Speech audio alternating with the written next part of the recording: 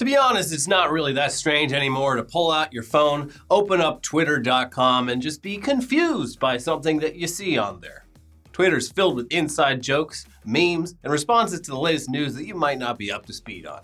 Over this past weekend, we thought the weirdest thing going down on social media was everyone making jokes about the sexuality of Harry Potter characters in response to author J.K. Rowling just continuing to retroactively flesh out the characters in the Potterverse through interviews and tweets. And it is strange. Yeah, it's pretty. That whole thing's weird. She's been kind of doing it for like 2 years, and every time, like, I'm just happy that they were able to solve the mystery of what happens to their poop when they take a BM.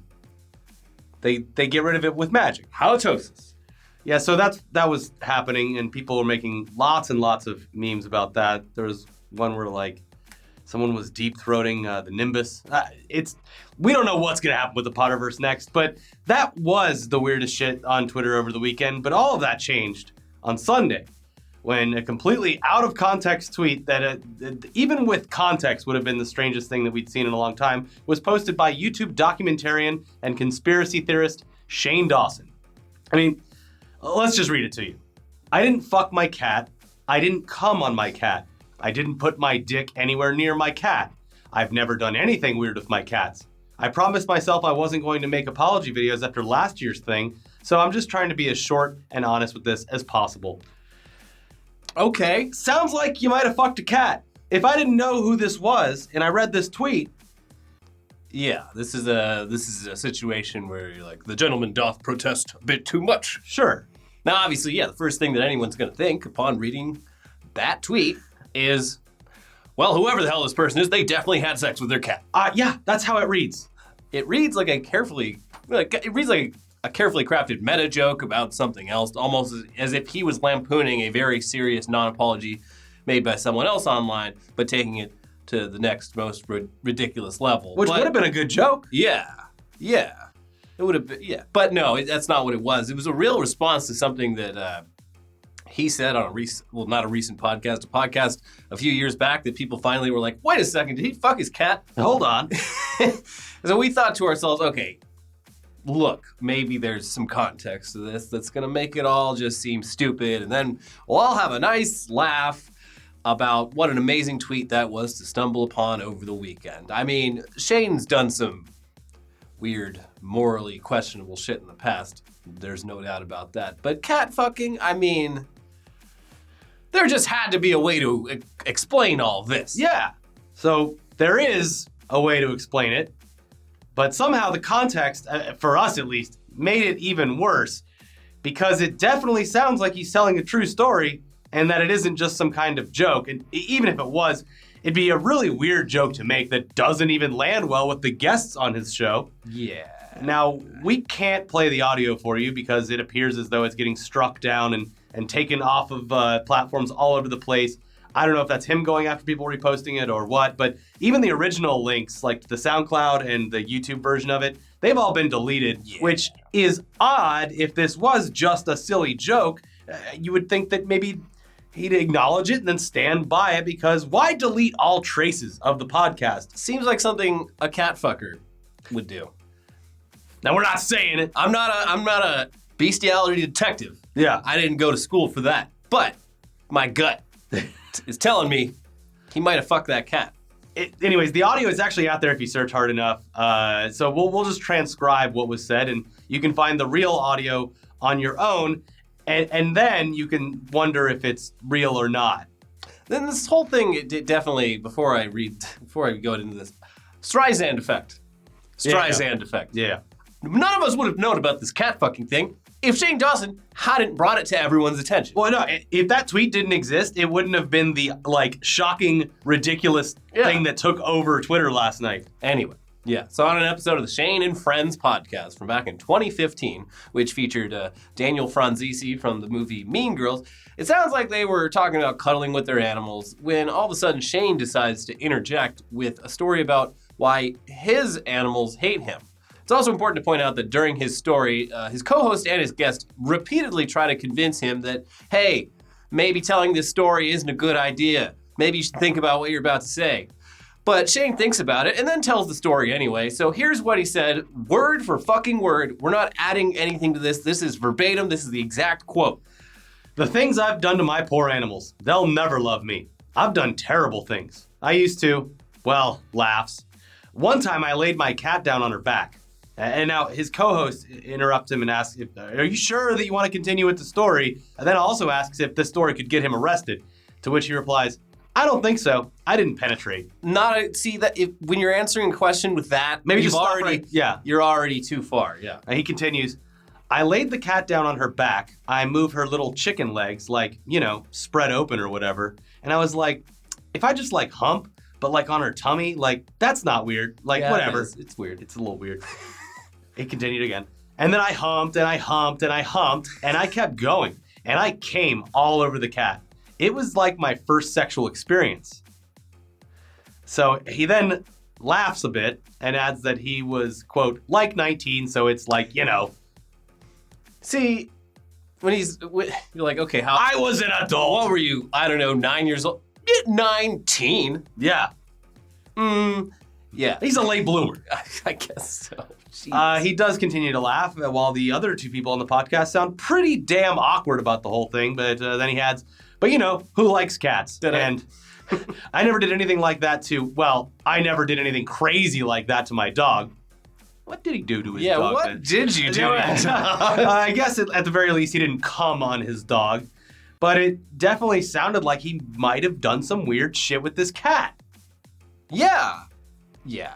Now, look, to be fair, it could all be bullshit. It could have been a really stupid, failed, bad attempt at a joke that he made in order to shock people. And that's what he's framing it as. In the follow-up tweets, because he made a lot of tweets here, in the follow-up tweets that came after the most ridiculous tweet of all time, he explains that, quote, I've apologized many times for all the dumb shit I've said in videos and podcasts over the years. I've learned my lesson over and over and over again, and I'm more confident now in my ability to be entertaining by just being myself and not being so shocking for laughs. That story was fake and was based on a dumb, awful sketch idea I had years ago that I never made. Thank God. And when the opportunity came up for a funny moment in the podcast, I told it as if it was a real story, which was disgusting and very, very dumb. My goal with the podcast and with my videos years ago was to tell shocking stories that would make people laugh and scream, oh my God, no you didn't, and think I was so crazy. It's embarrassing, and I fucking hate myself for it. And he just keeps going on like that for a while. But you get the picture. He's denying the cat sex. Here, I'll admit it. I was gonna make a sketch about me fucking my cat and jizzing on it. Really glad I didn't do that, right, guys? Yes, we're all glad you didn't do that. But also, it doesn't sound like you're just telling a joke in the podcast at all. Yeah, no, the way you're presenting the story in the podcast is very much as if you're confessing to doing something naughty that you find actually, in your opinion, not so bad. Much less naughty than the rest of the world seems to find it. Yeah, I don't care if you're 10 feet away from your cat and you can ejaculate like a fucking Olympian. Don't come on your cat. Yeah, I think that's... I think we can all agree that coming on your cat is a bad thing. I think on both sides of the aisle, we can come together and link arms about not ejaculating on your pets. Yeah. Now, okay. We're not going to Obama wants to stop me from jizzing on my cat. We're not going to say anything else about this because we're probably already going to get brigaded by some daw heads out there. So we'll let you go off and make up your own minds on this. It's just fucking weird. It's a weird thing. And it didn't sound like a joke. It just sounded dark as fuck. So, okay, whatever. Instead, we'll flip the script and talk about some good news that was provided to the world with, gave everyone a little fun to have over the weekend after, and in, I guess, indirect response to arguably one of the darkest weeks in recent memory. After the tragedy in New Zealand, a politician from Australia named Fraser Anning decided to make himself the second most hated person in the world by issuing an official statement claiming that, quote, the real cause of bloodshed on New Zealand streets today is the immigration program which allowed Muslim fanatics to migrate to New Zealand in the first place. Oh. Which is fucked up to say. Hey, victims of the deadliest mass shooting in your country's history. It's your fault. I want to take this opportunity to let you know that this is all your fault. Guys, there wouldn't have been a mosque shooting if Muslims didn't exist. Checkmate, libs. The dude, he's a real piece of shit, and not just for these comments. Yeah, he's got a whole. It's a history. He's got a laundry list of bad shit. Just snail trail of. He was the one that bad came takes. out when he was like first put in and said that he had a final solution for some of Australia's problems. That's not something you accidentally say. So No, you don't accidentally say that you have a final solution to anything. his most recent comments, they just let the rest of the world know what a piece of shit he is. Yeah. By the way, this guy was got his seat in the Senate by getting 19 votes. Yeah, so maybe Australia, why don't you all make sure to vote next time? So it's actually a little bit funnier than that. He was the One Nation Party. Yeah. And they got in with however many votes. It was like 250,000 or something like that. And the person that was supposed to be in the seat, it's very like, no immigration, no, none of that. The guy that was supposed to be in the seat, the One Nation guy, turns out he was actually from a different country. I remember this now. So then the 19 votes was for Anning here. Yeah. And yeah. Anyways, self-awareness, not really any of their strong points. Yeah. So, with having said all that, enter Egg Boy, the hero that the internet deserves. A 17-year-old young man who stood next to Anning during an interview and filmed himself just smashing a big old egg on the senator's big old bald head. Now, look, we're not ones to condone anything like this. Yeah, true. Anything like this violence. But it was just an egg. Yeah. And shit like this, it's happened plenty of times in the past, going back thousands of years.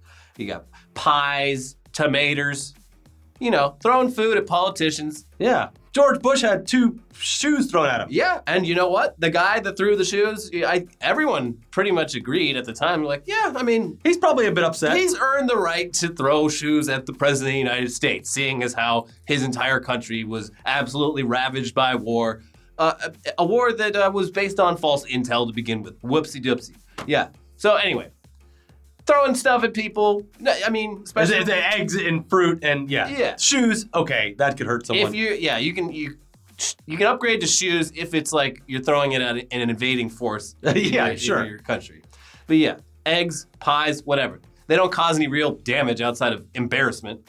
And Egg Boy, he definitely got his point across when he covered Anning in yolk. Anning doesn't even have hair, so it's not like, oh, I got it in my hair. You can wipe it off with a fucking baby wipe. Yeah. Because you're a big baby.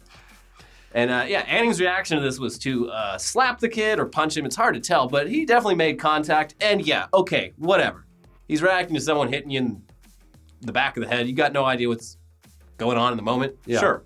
As a reflex, makes sense. It kind of sucks that he slapped a 17-year-old. Sure. Especially since it was just an egg, but it's an understandable reaction. Yeah. Yeah. Egg Boy knew he was gonna get probably, In trouble. Or something. maybe smacked. Yeah, he knew it. And Yeah. he knew it going into that. And at that point, fair enough. Sure. Now, after the initial slap, Anning clearly saw that this was a kid, knew that he himself wasn't actually hurt, but you know what? Going back for seconds. Went back for another slap or a punch or whatever on Egg Boy, and that's a little over the line. But what's really over the line is after this, some dudes who were in the small crowd gathered around this. They tackled the boy to the ground, put him in a chokehold, and held him down and continued to manhandle him, shaking his head around, and other bullshit like that. Yeah, it was like 5 guys, and they were like kicking him. I think it's been pretty much confirmed at this point that at least one of those guys is like a known, like white nationalist type. Yeah. So yeah, that's cool. It's actually good to point out here that you should never put someone in a chokehold unless you absolutely know what you're doing, because if you do it wrong, you could kill them or leave them with brain damage. It's really easy to fuck something like that up, and this kid could have been severely hurt if one thing went wrong. Yeah. Yeah. Now, once the crowd had dispersed and everything calmed the fuck down, the police, they released Egg Boy without any charges. Well, they showed up first. Yeah, the police showed up, and Egg Boy's like, all right, some bacon for these eggs. Oh, I can barely breathe, but I still got this joke. Yeah. Hero. Yeah. Australia of the year. But yeah, the cops show up. He calls them pigs to their faces, and they still release him without any charges because this Fraser Anning guy, not very popular. At all. And also, the disproportionate response that the boy got, probably also just put everyone in some legal jeopardy where they're like, let's just let everyone cool off here. Yeah. But yeah, as soon as this happened, basically, he became the internet's new hero with memes and remixes to the original video, including one where the egg smash is synced up to the start of what is considered by many to be the true Australian national anthem. land down under by men at work. Egg Boy also released a few statements proving that he's an all right lad, saying, "This was the moment I felt so proud to exist as a human being. Let me inform all you guys, Muslims are not terrorists, and terrorism has no religion. All those who consider Muslims a terrorist community have empty heads like Anning." He also cautioned against people, following in his footsteps and egging politicians in the future, though, saying, "Don't egg politicians. You get tackled by 30 bogans at the same time. I learned that the hard way." Yeah. Bogan being the Australian word for, redneck. I'm still not, totally clear on it, but it's, basically, unintelligent sort of, I don't know. Meatheads? Yeah. Sure. Kind of? I don't know. You'll let us know. In response to the egging heard around the world, though, a GoFundMe was set up to cover any potential legal fees that Egg Boy could have faced, in addition to legal fees that he might incur if he were to press charges on the guys who'd put him in the chokehold and held him down. Also, fun little note in there, to fund more eggs. Yeah. Egg Boy's got to get his eggs. Eggs don't grow on trees. No, they don't. They grow inside. You know what? Chickens. He should use that GoFundMe to buy some hens. Yeah. Unlimited eggs. There you go. Yeah. In just the past few days, the GoFundMe has raised over $50,000, but Egg Boy, he's continued to prove himself to be a good person by announcing that he would be donating a majority of the money that was raised in the campaign to the victims of the attack on Christchurch. So he's actually done a damn good job of not only making Anning look like an idiot, but has turned the whole egging into even more of a positive by using his newfound notoriety to raise money for the people that were affected by the tragedy in New Zealand. Good for him. We just hope that he doesn't turn into a milkshake duck or milkshake hen, laying rotten eggs. Yeah. So far, so good. So far, so good. Australian milkshake duck would be like a Vegemite kangaroo or something. Vegemite platypus. Here comes Vegemite kangaroo, the kangaroo who loves Vegemite. The kangaroo is racist. We regret to inform you the kangaroo is racist. The kangaroo came on a cat. Yeah, and Egg Boy, he's already inspired Egg Girl down in Brazil. She threw an egg on their president, and Egg Boy, Australia is a liberal democracy, so probably no real consequences for him. But the girl in Brazil, definitely a bit more of a risk. Yeah, she's probably in for a lot of trouble for it. So yeah. Good for her. Anyways, watch our most recent videos. They're fantastic. We have a brand new as of this weekend episode of Weekly Weird News where we get to dive even deeper into the Jacob Wall saga because he just keeps doing dumb shit and committing crimes. It's weird. So watch that. And of course on News Dump, we cover the whole fact that James Gunn, he's back at Marvel, baby. And it was just announced today that they are officially retconning Suicide Squad entirely. James Gunn's version is going to be Suicide Squad, just a different version of it, which is one of the quickest retcons I've ever seen. It's great. I love it. Even faster, they were like, we gotta upstage Spider-Man. So they did it, and I think it's a good idea. It is great. All right, check out those videos. If you're not subscribed, hit the subscribe button. We'll see you guys next time. Bye-bye.